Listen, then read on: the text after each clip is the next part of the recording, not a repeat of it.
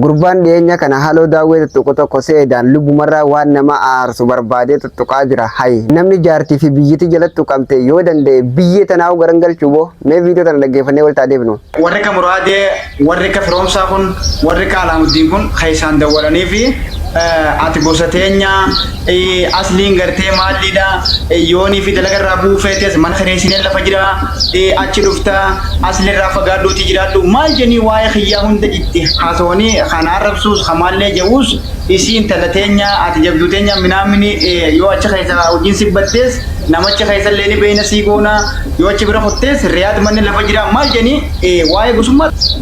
Dhugaa dubbachuudhaaf wanni gurbaan kun ta'ee jiru kun yoo dhugaa ta'e waan hedduu takka nama gaddisiisuu fi dhuguma nama aarsituu fi dhuguma nama maraachitu. Mucaan kanumaaf maraatuun mucaadhaa haqa jechuudha. Gaafan kana jiru haaloo daawwee tuquun isaa sirriidha jechaa hin jiru.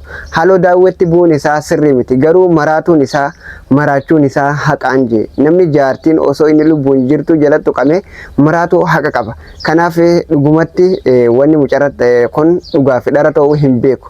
Namoonni inni himatu kunillee yoo dhuguma akkas jalatti godhatan muraadeedhaa fi abaloo inni jiru kun dhugaa sirrii miti. Waan akkanaa kana irraa fagaadha. Waan akkanaa kana hin dalagina.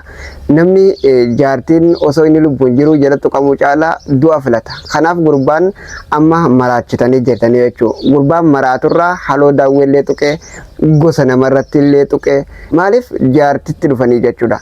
Gama jaartitti namatti dhufuun gaarii miti. An kana gaafan jiru haaloo daawwee tuquun sirrii miti. Dogongoree jira. Dogongoruun isallee garuu ammoo maraatummaan isaa garuu ammoo haqa. Namni jaartiin jalatti tuqamnaan fayyaa hin qabu. Sammuun isaa tunuu nagaa hin argattu jechuudha. Gurbaa kana namoonni dhugaan akka inni himatu kanatti yoo jala gootan dhiisa hin tuqina jaartii isaa deebisaa fi yoo jaartii walitti hin deebinellee lammaffaa waa'ee dhimma kanaa ittiin kaasina yoo akka inni maraatee huccuu darbu feetan malee.